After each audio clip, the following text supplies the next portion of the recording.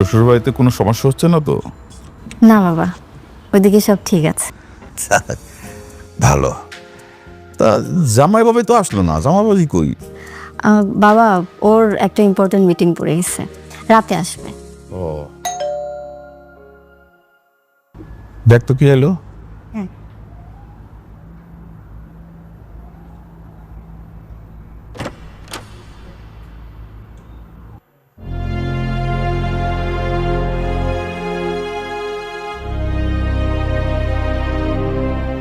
আমার বাবা বাসায় আছেন? হ্যাঁ আছি।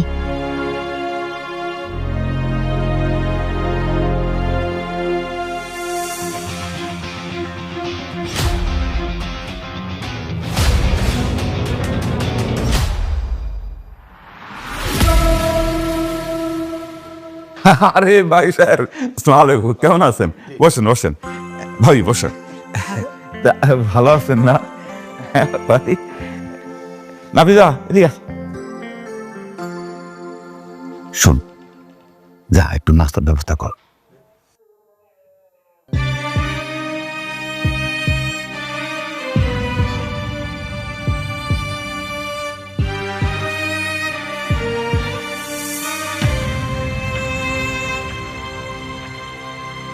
এই তুলি, বলো আপু। মুবিন মানে ওই জামান সাহেব ওনার আমাদের বাসায় কেন আসছে রে? আমি কেন জানবো? আমি তো জানি না। গতকালকে দেখলাম বাবার সাথে কথা বলতেছে, মনে হয় কোনো দরকার আছে। দেখো গিয়া ভোট টোট চাইতে আসছে হয়তো। নিশ্চয়ই আমাদের রিলেশনের ব্যাপারে বাবাকে বলতে আসছে।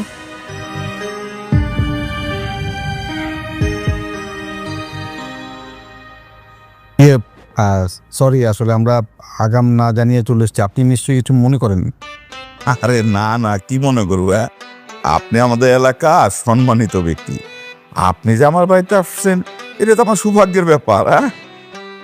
তো ভাই, কি মনে করে আসলেন? ভাই, এটা হচ্ছে আমার ছেলে, একমাত্র ছেলে মুবিন। ও আপনার মেয়েকে পছন্দ করে।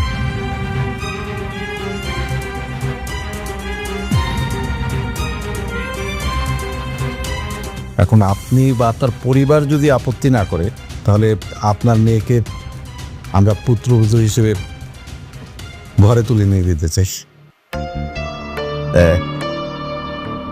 আসলে হয়েছে কি ভাই, ওই আপনি যে প্রস্তাব দিয়েছেন সেটা তো খুবই উত্তম প্রস্তাব, কিন্তু এই বিয়ে তো হবে না ভাই। গত সপ্তাহে আমার মেয়ে বিয়ে দিলাম। আঙ্কেল, আপনার বড় মেয়ের জন্য শুভকামনা, কিন্তু একটু ভুল হচ্ছে। বিয়ের প্রপোজালটা আপনার বড় মেয়ে নাফিসার জন্য নয়, বিয়ের প্রপোজাল আপনার ছোট মেয়ে তুলির জন্য। ও তাই বলো? দেখে তো, আমি আরো বড় মেয়ের কথা ভাইবা কি উল্টা পাল্টা কথা বলতেছি। খুবই তো ভালো সংবাদ। হ্যাঁ, আচ্ছা, তাহলে এক কাজ করি, ওই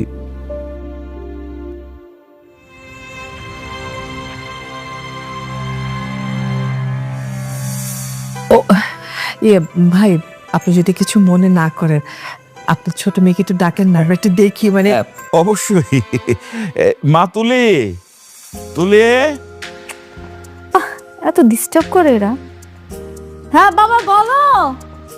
একটু এদিকে আয় তো মা। আসছি।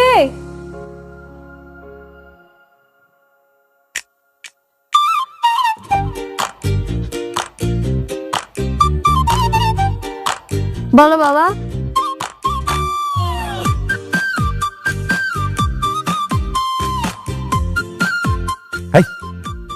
চোখ থেকে না মা, কি লাগাইছিস এটা? আরে তোরে দেখতে আসছে।